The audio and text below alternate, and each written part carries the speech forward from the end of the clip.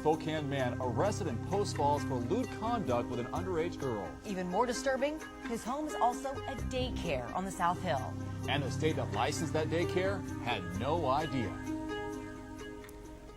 Good Monday evening, and thanks for joining us. I'm Dave Erickson. And I'm Robin Nance. State officials have shut down a South Hill daycare center. One of the owners was arrested for lewd conduct with a teenage girl. The state didn't know about it until we called them today, and only KXLY was there when staff from the Department of Early Learning told the suspect's wife that she had to send all the kids home herself. Jeff Humphrey is live at the home daycare center in 17th and Ray with the latest details. Jeff? Dave, if you have ever had to do some emergency shopping for daycare, you know what a huge disruption that can be. And right now, that's what the parents of the children who are staying here are going through. Meanwhile, the co-owner of this facility, whose livelihood is now in jeopardy, is starting to find out about her husband's alleged affinity for teenage girls.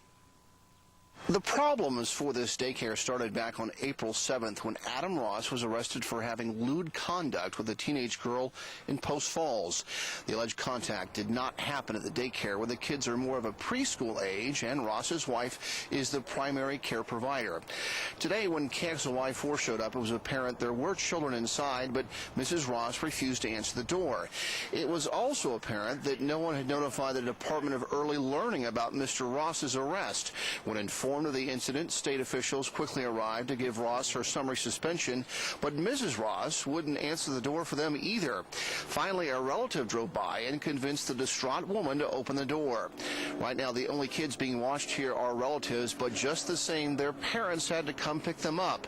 Neighbors say Adam Ross, who also goes by the name of Carrie, was less than friendly to them. I see him come and go, cars getting loaded with kids and unloaded, and I don't really know too much about him. He hasn't really come out and helped shovel the snow last year when we had the snow kind of thing, as the rest of us neighbors are all doing the neighborly thing, you know.